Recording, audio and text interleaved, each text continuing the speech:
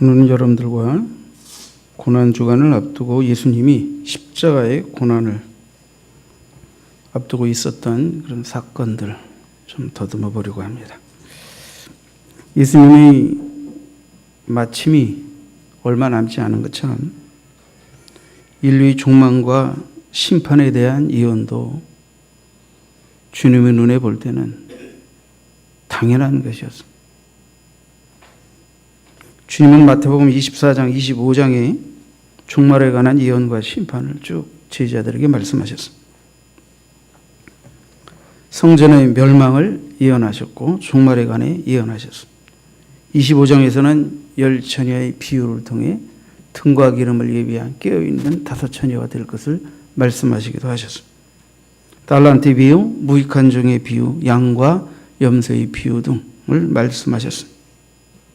오늘 본문은 이렇게 시작됩니다. 예수께서 이 말씀들을 다 마치시고 성전에 가깝게는 성전의 멸망에 관한 예언, 종말과 심판과 주님의 다시 오심, 이런 여러 가지 종말에 관한 것들을 말씀하신 이후에 제자들에게 이르십니다.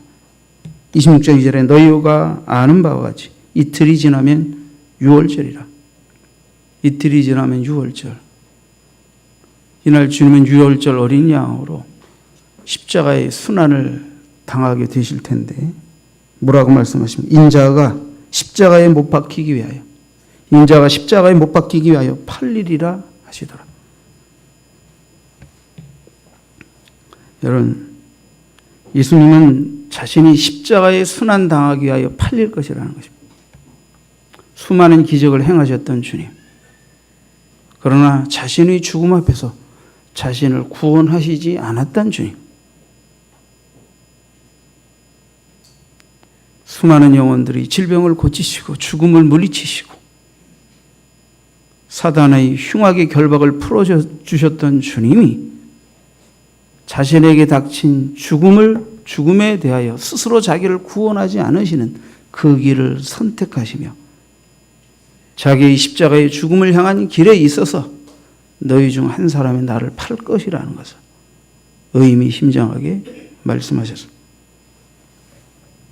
오늘 저는 마태복음 26장에 있는 사건들을 주님이 말씀하신 너희 중에 나를 팔 자가 있다. 그 한 사람 가룟 유다와 그 사건을 연결지어서 말씀을 좀 조명해 보려고 합니다. 첫 번째 우리는 팔자 가룟 유다와 마리아의 향유 사건을 생각해 보겠습니다. 예수님은 유월절에 고난당하고 팔려 십자가에 못 박히시게 될 텐데 그 전에 예수님께서 베다니에 물러나셔서 예루살렘에 갔다 다시 물러나셔서 거하실 때 나병 환자 시몬의 집, 이전에 나병 환자였다가 아마 주님께로부터 치료를 받은 이 시몬의 집에 계실 때 한 여자 마리아라 이름하는 한 여인이 향유값을 가지고 와 식사하시는 예수님의 머리에 부었습니다. 우리가 잘 아는 기사입니다. 이러한 상황을 놓고 제자들이 8절에 보니까 제자들이 보고 분개하여 이르되 무슨 의도로 이것을 허비하였느냐, 이것을 비싼 값에 팔아 가난한 자들에게 줄 수 있었겠도다 하거늘.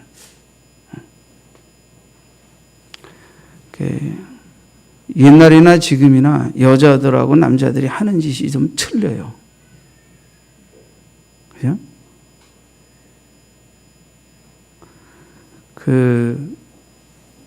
남자들은 요즘 말로 하면 오른쪽 뇌가 좀 발달되고 여자는 왼쪽 뇌가 뭐 발달됐다 그러잖아요.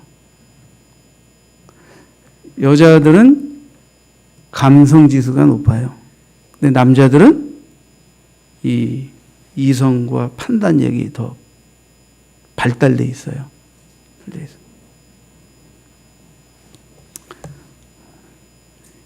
향유옥합을 깨트린 여인의 사건을 놓고 옥합을 깨트린 여인과 이것을 바라보면서 분내는 제자들의 차이를 이해하려면 뭐 지금 오른쪽 뇌 왼쪽 뇌까지 가야 되나 생각하겠습니다만 이해를 돕기 위해서 말씀을 드리는 거예요. 방송에도 나왔죠. 유아교육 방송 이런 데도 보면 엄마가 아파서 잉잉잉잉 울면 어린 딸아이는 막 어쩔 줄 몰라가지고 엄마 아파 하면서 이래요. 근데 아들아이는 엄마 아파 호해줘 그러면요 눈만 꼬막꼬막하고 이게 무슨 나와 상관이 있는 일인가 이래요. 이 남자애들이 이래요. 제가 금요기대 때 좀 말씀드린 게 있는데 예언을 드린 게 옛날에 수원에 이제 그 신방을 갔다가 거기 이제 주카야하고 그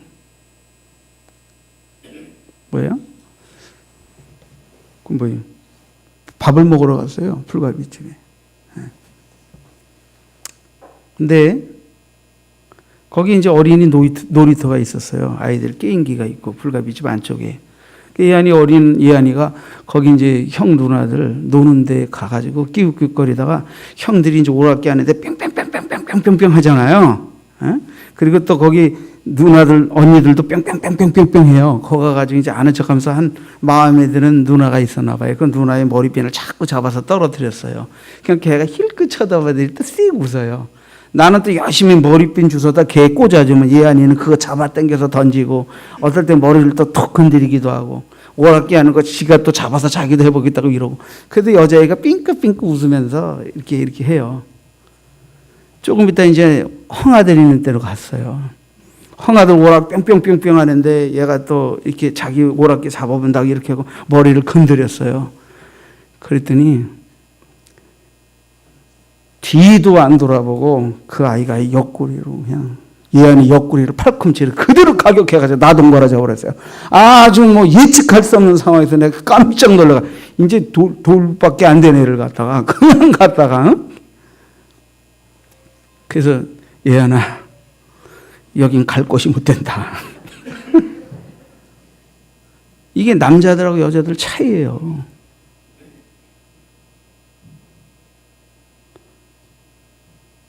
마리아는 주님이 베푸신 긍휼과 사랑을 생각하여 자신이 가장 귀한 옥합을 깨뜨려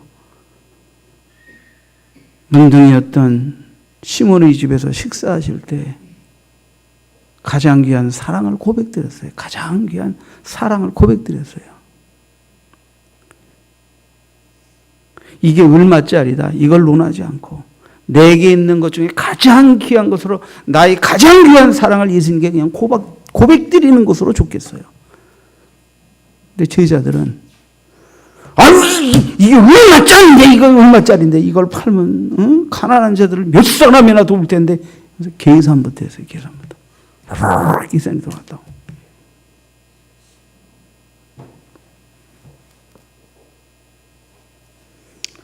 여러분 이성적인 논리가 잘못됐다는 게 아니에요. 더 감성이 뭐든지 위에 있다는 것도 아니에요. 감성은 이성의 견제를 받아야 돼요. 이성은 항상 감성의 감동과 이게 또 조화를 이루어야 돼요. 근데 보세요. 하나님 우리에게 이성적인 사고와 판단력과 결정력을 주셔서 하나님의 뜻을 알고 찾아가게 역사하시지만 때로는 성령의 감동과 감화로 때로는 하나님의 그 사랑의 능력으로 계산과 이성적 논리를 초월한 사랑의 몸짓으로 헌신하고 봉사하고 희생하기도 하시는 하나님이십니다. 여러분 마리아가 옥합을 깨뜨렸습니다. 이게 얼마인데 이걸 깨뜨리냐 그러지 말고 이거 팔아서 가난한 자들에게 나눠주는 것을 주님은 더 좋아하셨을 것이다. 이거 300데나리온이니까 이거 어마어마한 돈인데 이렇게 계산하고 그렇게 하도록 그 여인에게 권유하는 것이 옳습니까? 아니면 가만두어라. 저가 내게 좋은 일을 하였구나. 가난한 자는 언제든지 너희 곁에 있어. 너희들이 언제든지 도울 수 있지만 인자는 이제 아버지께 간다. 저가 나의 장사를 위하여 좋은 일을 하였다고 말씀하시는 주님의 판단이 옳습니다. 마리아의 주님을 향해 계산을 초월해서 논리를 초월해서 가장 지극한 주님을 향한 자기의 사랑을 가장 귀한 것으로 향기를 드리며 사랑을 고백드렸던 이 마리아의 아주 감성지수 높은 이 사랑의 행위, 그거 팔아서 얼마를 먹일 수 있는데 라고 계산하며 그것을 비난하는 제자들의 이성적 논리와 어느 것이 옳고 어느 것이 맞습니까?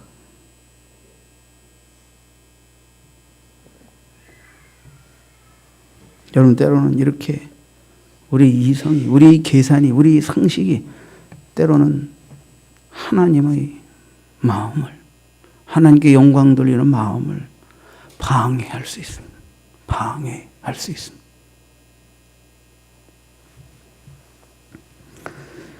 자, 이런 제자들과 달리 그 제자들 중에서 가룟 유다의 태도에 대해서 이 똑같은 기사를 사도 요한은 요한복음에서 조금 더 구체적으로 표현했어요. 요한복음 12장 4절에 보니까 제자 중 하나로서 예수를 잡아줄 가룟 유다가 말하되 이 형료를 어찌하여 300데나리온에 팔아 가난한 자들에게 주지 아니하였느냐 하니, 이 말은 가룟 유다나 다른 제자들도 다 비슷한 생각이었어요. 그러나 그 다음에 이렇게 말하면 가난한 자들을 생각함이 아니요 그는 도둑이라 동계를 막고 거기 넣은 것을 훔쳐감이러라. 그러니까 요한은 다른 제자들은 그냥 이성과 상식과 계산적 논리로 비난했지만 가룟 유다의 비난의 이면 속엔 보이지 않는 사적인 탐심과 거짓이 있었다 하는 것을 사도 요한이 밝히고 있는 거예요. 그래요. 때로는 우리가 계산적인 것 때문에 주님을 향해 더 사랑의 감동 앞에 뜨겁게 다가가지 못할 때가 있습니다. 그런데 그것이 주님보다 물질을 더 사랑하고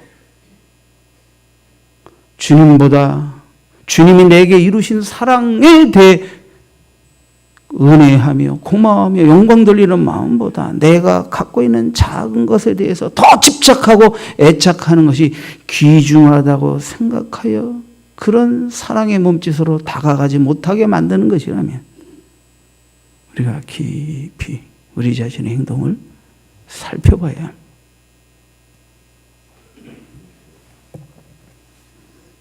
여러분, 마리아는 주님께 사랑을 고백드렸어요.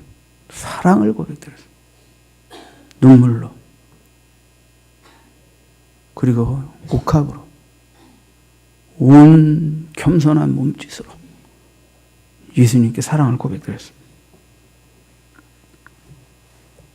예수님이 십자가에 돌아가시고 장사된 지 다음 날 마리아라 이름하는 여인들, 또 거기는 사도 요한의 어머니인 살로메, 이런 여인들이 무덤으로 달려갔죠. 뭐 하기 위해서 달려갔습니까? 그들은 예수님께 그 몸에 향유를 바르기 위해서, 돌아가신 주님의 시신에 향유라도 바르기 위해서 무덤을. 그때 예수님이 돌아가신 이후에 제자들은 얼어붙어 있었습니다. 이 사태가 어떻게 전개될 것인가. 도마는 막 정세를 살피러 돌아다닙니다. 제자들은 문을 꽁꽁 걸어잠고 밖을 함부로 출입하지 않습니다. 그들은 생각합니다. 계산합니다. 판단합니다.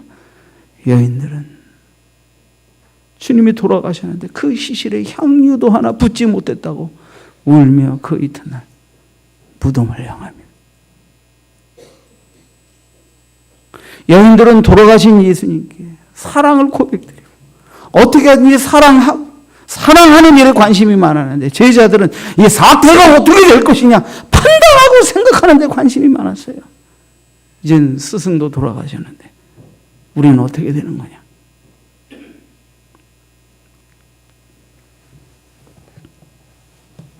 여러분, 우리가 하나님의 뜻을 알고 그 뜻을 묵상하고 그 뜻을 행하는 건 아주 중요합니다. 그런데 이거보다 더 선행해야 할 것이 뭔지 아십니까? 주님을 사랑하는 것입니다. 주님을 사랑하는 것입니다.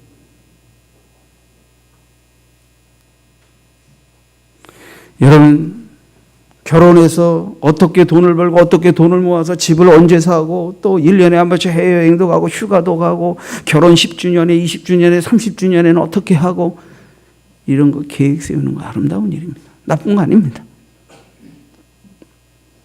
근데 그거보다 더 중요한 것은 부부가 서로를 진실되게 사랑하고 또 수많은 다툼과 오해와 이견이 있음에도 불구하고 더 깊이 사랑 안에서 연합되어져 가는 삶을 키워가는 것. 이게 훨씬 더 중요한 것입니다.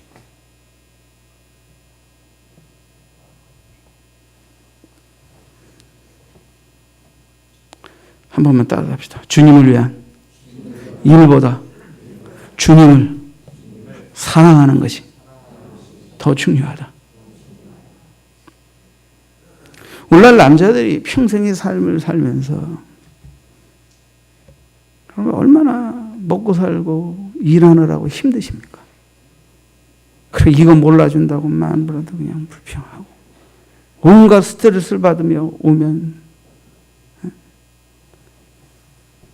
근데 아내들은 나이가 들어가면서 난 뭐 때문에 사나? 난 뭐 때문에 이 사람과 결혼했나? 난 뭔가? 여자들은 늘 관심이, 생각이 어디에 먼저가 있냐면 얼마를 벌고 어떻게 살았냐보다 난 이 남자를 진실로 사랑했고 이 남자는 날 진실로 사랑하는가? 우리는 서로 깊이 더 사랑을 나누고 왔는가? 이 생각에 대해서 긍정을 하든 회의감을 갖든 이쪽에 먼저 생각이 가요. 이게 여인들은 태생이 감성주의가 높은 거예요, 남자보다. 근데 남자들은 큰일 났다, 이게. 어떻게 먹고 사냐, 이게. 부도위기도 있다, 이게. 남은 생애를 어떻게 살아야 할까. 이 편에는 남편이 밖에 나가서 뭔 고생을 하는지도 모르고 앉아가지고 사랑 타령만 하고 자빠졌고, 뭐. 틀려요, 이게. 틀려. 남자하고 여자하고 내 구조가 틀려. 내 구조가 틀려. 이것이 틀리고 저게 맞고 이게 틀리다는 뜻이 아니에요. 둘 다 이해할 만하고 잘못된 게 없지만 우리가 인생을 살아가면서 정말 중요한 일은 사랑하는 사람과 어떻게 살고 무엇을 하고 살고 무엇을 벌고 살고 어떤 집을 사서 살고 자식을 몇 낳아서 어떻게 길러서 살고 하는 건 매우 중요한 일이지만 그거보다 더 중요한 건 서로를 사랑하고 신뢰하는 믿음으로 연합해 가는 것이 훨씬 더 중요하다는 거예요. 훨씬 더 중요하다.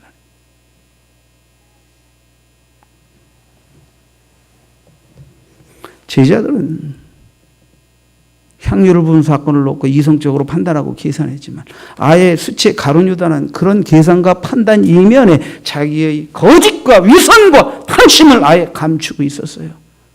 이게 가룟 유다의 문제라는 거예요. 여러분, 주님을 향하여 사랑을 고백드린 마리아처럼 여러분도 주님께 서실 수 있길 바랍니다. 우리의 저 허물 때문에 우리의 영원한 심판과 저주를 한 몸에 짊어지고 우리에게 영생과 영원한 삶을 위하여 희생당하신 주님 앞에 우리가 어떻게 나와야 합니까? 어떤 사랑을 고백드려야 되겠습니까? 우리가 거기서 또다시 계산해야 되겠습니다.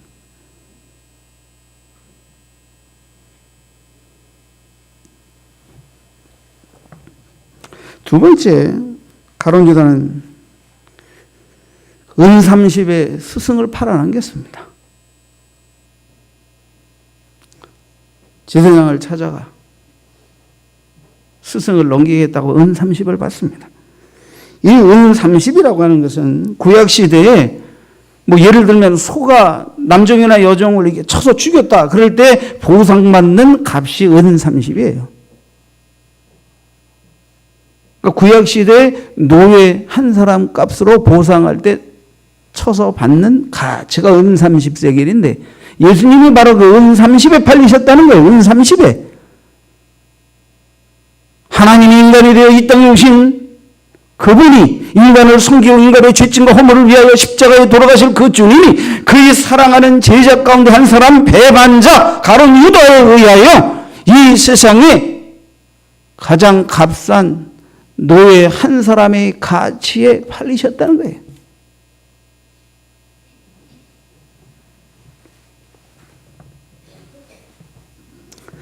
향유를 붓고 향유를 예비한 여인들과 은 30의 스승을 팔아넘기는 가룟 유다, 너무너무 차이가 납니다. 여러분, 돈은 있다가도 없고 없다가도 있는 겁니다. 아니, 목사님 또 교과서적인 얘기 하시네. 서로 사랑하면 풍성함이 더 큰 의미가 되지만 사랑이 식어져 버리고 풍성하면 너는 너 나는 나, 그래 각자 돈 갖고 살자 이렇게 돼버리고 의무적인 삶밖에 없어요. 사랑하면 어려워도 다시 이겨냅시다 하지만 사랑이 식어지면 서로에 대한 원망과 정죄가 커져서 못 견딥니다. 사랑이 중요합니다. 사랑이 중요합니다. 사랑은 풍성할 때도 방종하지 않게 하고 사랑은 어려울 때도 그 어려움을 이겨내게 하는 게 사랑이에요. 사랑이 식어지거나 사랑 안에서 온전히 연합되지 않으면 문제가 되는 거예요.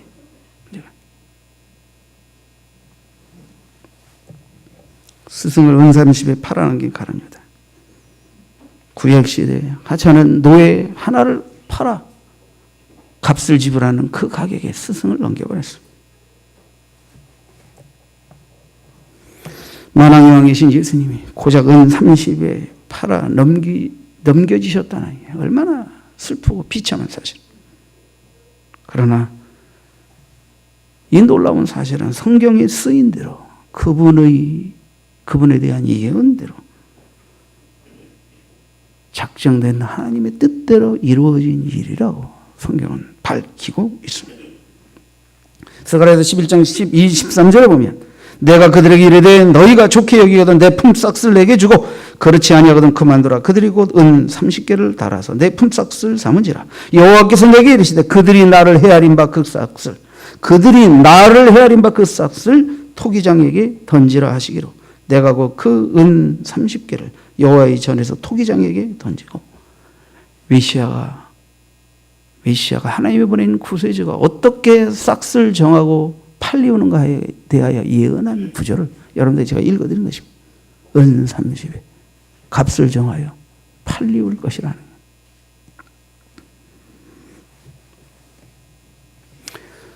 여러분, 우리는 신앙생활 여정 속에서 늘 우리가 주님을 향한 은혜에 보답하며 사랑을 고백드리는 삶을 향해 나아갈 때 항상 우리에게서 시험이 되고 어려움이 되는 게 뭡니까? 그게 돈에 대한 아쉬움. 돈을 더 중히 여기는 마음을 내려놓지 못하는 마음. 하나님의 성령이 우리 마음 앞에 감동하사 주님의 대속의 은혜 앞에 정말 감격하게 하시고 생명들을 사랑하고 구원하는 일들을 위하여 감동하신 일에 대한 책임과 희생과 십자가를 질 때 우리는 또다시 계산하고 인색한 마음으로 주춤거리다가 결국 그 성령의 감동을, 그 아버지의 거룩한 명령을 저버리고 주님을 향해 주님이 나를 사랑하시고 구원하신 것처럼 주님 나를 구원하시고 사랑하신 그 은혜에 감사합니다고 반응하는 정직한 사랑의 고백의 기회를 잃어버리게 되는 경우들 얼마나 많은지 몰라요. 6.25 때 이런 일이 있었답니다. 공산당에 오는 마을을 당도했습니다. 마을 사람들 다 교회에다 가두었습니다. 그리고 벽에 걸린 예수님이 십자가를 바닥에다 내려놓고 누구든지 이 예수님이 얼굴에다 침을 뱉고 나가는 사람은 살려준다. 그렇지 않고는 침을 뱉지 않는 자는 다 죽여버리겠다고 했습니다. 거기에 모여온 장로부터 성도들이 살기 위해서 그 혼상단이한 말을 믿고 그 살기 위해서 액자에다 침을 뱉고 지나갑니다. 침을 뱉고 다 하나하나 지나갑니다. 그때 주일학교 한 어린아이가 갑자기 뛰어들어서 울고 불면서 자기 옷으로 액자에 침을 닦으면서 이러시면 안 돼요. 우리가 어떻게 예수님께 침을 뱉을 수 있어요? 이러면 안 돼요. 이러면 안 되면서 엉엉 웁니다. 그러니까 그 공산당이 그랬더니 이 어린 갓나 새끼만 진짜고 나머지는 애미나 이거 다 가짜구만. 다 끊어내라. 그러더니 이 어린 애미나 이만 내리고 다 죽여라. 이게 싫어합니다. 그분만 살아났어요.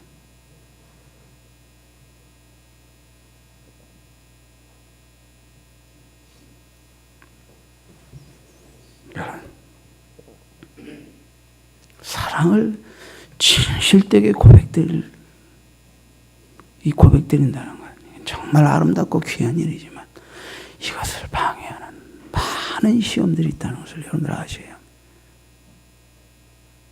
주님은 때로는 우리가 연약하여 넘어질 때도 또 기다려주시고 또 기다려주십니다. 그리고 또 사랑해주십니다.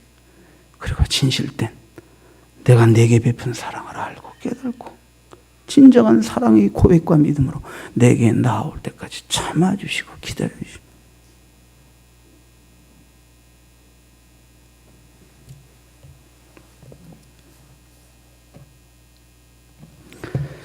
바울사도는 고린도전서 13장에서 그랬잖아요. 내가 사람의 방언과 천사의 말을 할지라도 사랑이 없으면 소리나는 구리와 울리는 꽹과리가 되고 내가 예언하는 능력이 있어 모든 비밀과 모든 지식을 알고 또 산을 옮길 만한 모든 믿음이 있을지라도 사랑이 없으면 내가 아무것도 아니고 내가 내게 있는 모든 것을 구제하고 내 몸을 불사르게 내줄지라도 사랑이 없으면 내게 아무 유익이 없느냐. 사랑 없으면 성경에서 말하는 사랑 없으면 이라고 말할 때 이 사랑이 뭡니까? 하나님을 사랑하고 내 이웃을 내 명과 같이 사랑하는 이 사랑 없이 한 기도, 사랑 없이 한 구제, 사랑 없이 하는 이 예언과 기적과 능력과 심지어 내 몸을 불사르는데 내어줄지라도 진정한 사랑에 근거한 것이 아니라면 아무것도 아니다. 그러니까 우리는 주님의 일을 해야 합니다. 주님의 뜻을 행해야 합니다. 주님이 당부하신 것들을 최선을 다해서 순종해야 합니다. 그런데 주님을 사랑하기 때문에 주님이 그대로 구원하시길 원하는 영혼을 사랑하기 때문에 해야 합니다. 사랑 때문에 해야 하는 것입니다. 주님을 사랑하기 때문에 성가대도 찬양하는 것입니다. 주님을 사랑하기 때문에 교회 나와 청소도 하고 헌금도 드리고 예배도 드리고 주님을 사랑하기 때문에 주님이 나를 사랑하신 그 사랑이 어떠한 것인지를 알아.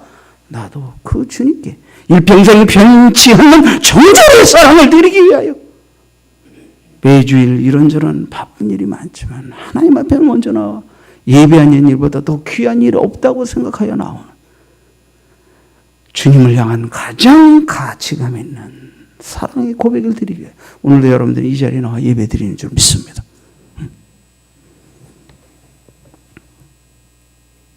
가룟 유다는 세 번째 입맞춤으로 스승을 팔아 넘겼습니다.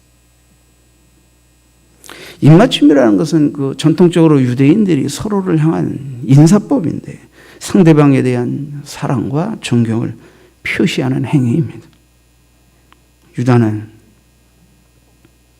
뒤에 병사들과 내가 입을 맞추는 크기가 너희들이 잡아가길 원하는 예수다 하고 군호를 짜고는 병사들은 뒤에 숨어서 따라오고 겟세마네 동산에서 기도하고 있는 주님을 찾아 주님이 가룟 유다와 입 맞출 때 가룟 유다는 예수님과 입 맞추며 라비오 하면서 입을 맞춤. 겉으로는 사랑과 존경의 표시로 입을 맞추었습니다. 그런데 그것은 거짓된 사랑, 거짓된 존경이었습니다. 그것은 내가 입 맞추는 그이가 바로 예수다. 너희가 잡아갈 예수다 하는 것을 알려주는 사인이었습니다. 가룟 유다는 아름다운 사랑과 존경의 표현으로 나누는 입맞춤을 배신과 거짓과 위선의 수단으로 사용해 버렸습니다.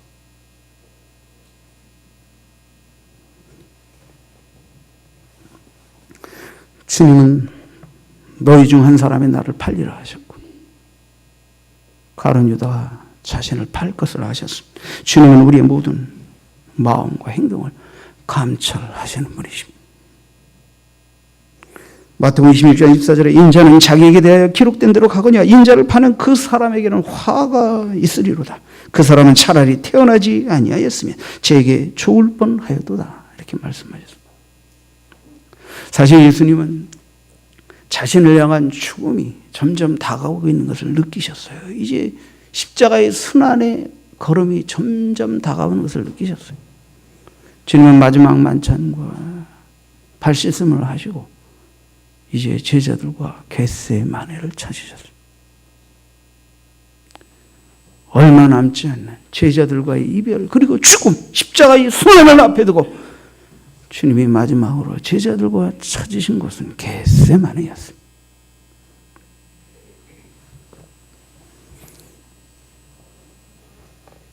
너 중에 한 사람이 나를 팔리라 하셨고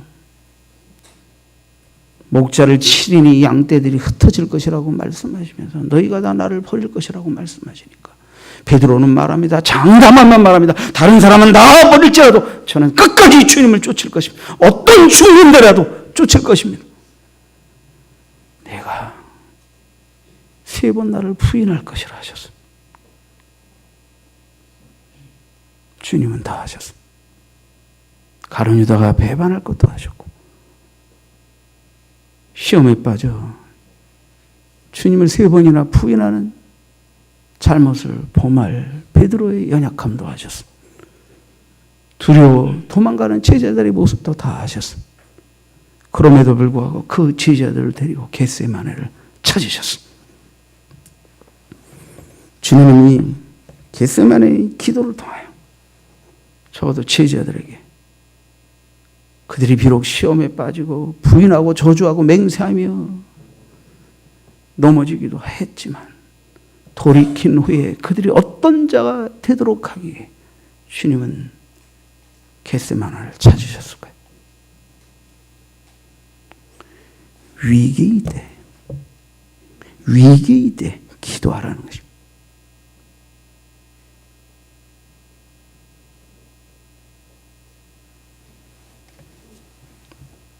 주님도 위기일 때 기도하셨습니다. 주님은 무엇을 위기로 하셨습니까? 죽음의 위협을 위기로 하셨습니까? 아닙니다. 죽음을 거절하고 회피하며 하나님의 뜻을 거스리고 싶은 것을 주님은 위기로 하셨습니다. 아버지 할만하시거든 이 잔을 내게서 옮겨 주시옵소서. 그러나 나의 원대로 마옵시고 아버지의 원대로 되기를 원합니다. 주님의 위기는 주님이 당하신 위기는 죽음의 위협이 위기가 아니라 죽음을 통하여 순환을 통하여 아버지의 거룩하신 대속의 뜻을 이루어야 하는 이 거룩한 명령과 뜻에 순종하여 기꺼이 온전한 순종으로 그 죽음의 길을 가야 하는 데 있어서 내 육신의 소욕이 그것을 거절하는 그 위기 앞에 정면 돌파하여 승리하기 위하여 기도하신 줄 믿습니다.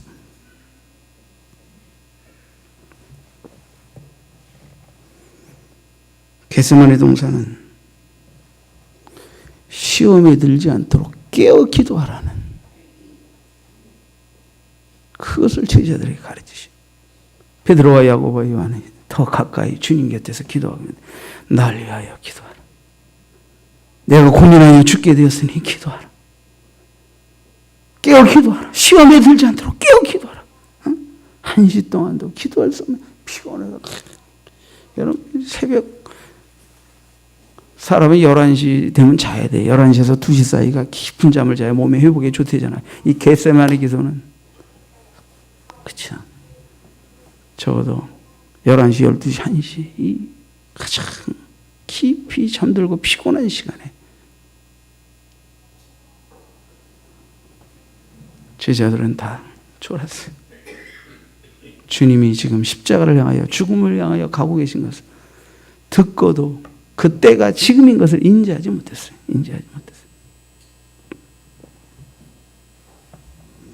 베드로는 후에 돌이킨 후에 그가 쓴 서신 베드로서에서 그렇게 권면하잖아요. 베드로전서 5장 8절에 보면 근신하라 깨어라. 너희 대적 마귀가 우는 사자와 같이 두루 다니며 섬길 자를 찾나니 너희는 믿음을 굳건하게 하여 그를 대적하라. 이는 세상에 있는 너희 형제들도 동일한 고난을 당하는 줄을 알미라. 근신하라 깨어라. 기도로 깨어있으라. 그리고 마귀를 대적하라. 깨어 기도해야 믿음을 잃지 않습니다. 깨어 기도할 때만 사단이 파놓은 함정과 쾌계에 걸려들지 않습니다. 깨어 기도할 때만 승리할 수 있습니다. 주님은 겟세마네 동산에서 깨어 기도하시며 깨어 기도하라 말씀하신 것입니다. 너희 중 한 사람이 나를 팔리라. 응? 너희 중 한 사람이 나를 팔리라. 예수님은 자신을 팔자 가룟 유다를 아셨어. 은 30에 예수님을 팔아 넘길 것도 아셨어요. 입맞춤으로 자신을 팔아 넘길 것도 아셨어요.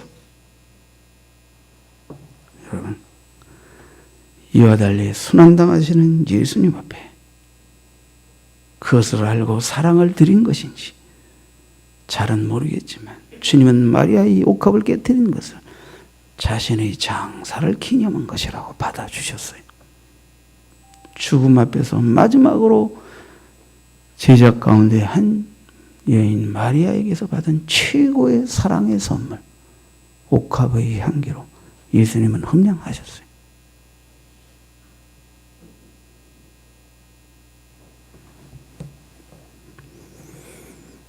제자들처럼 계산적이요 이성적이요 또는 가룟 유다처럼 그 가슴 속에 탐욕과 위선을 감춘 그런 행동이 아닌 오직 받은 바 은혜 가장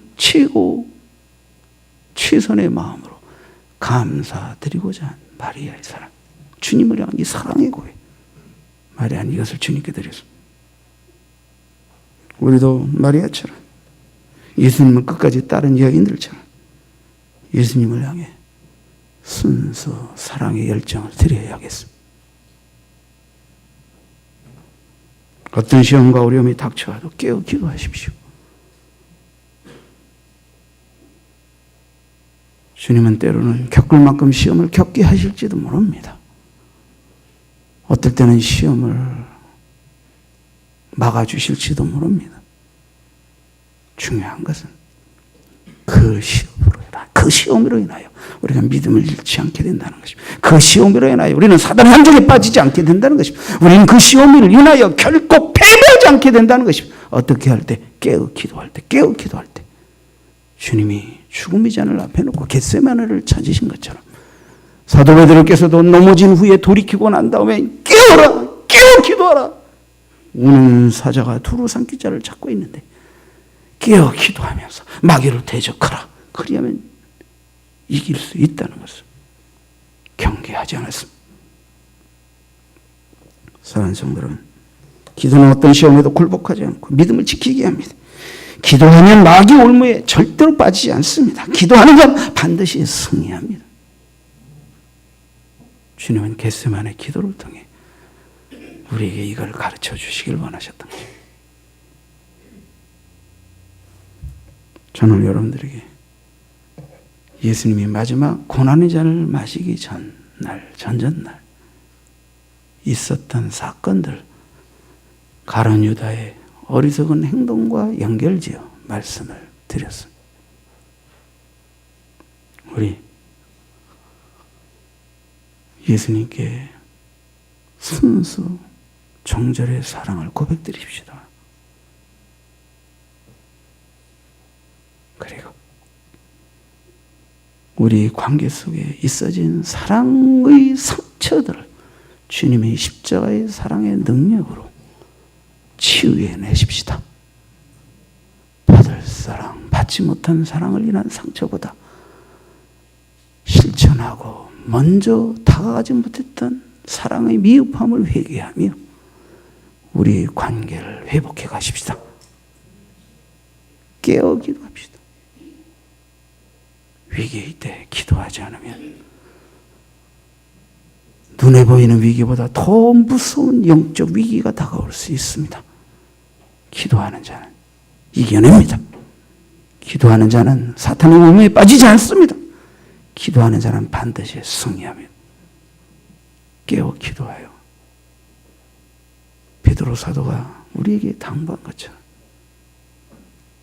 어둠 앞에, 죄 앞에, 탐심 앞에, 거짓 앞에, 위선 앞에 무릎 꿇기보다 주의 이름으로 일어서서 진리를 위하여 그분을 믿고 따르고 사랑으로 온전히 행하는 일을 위하여 승리하는 저와 여러분이 되기를 주의 이름으로 축원합니다. 기도하겠습니다.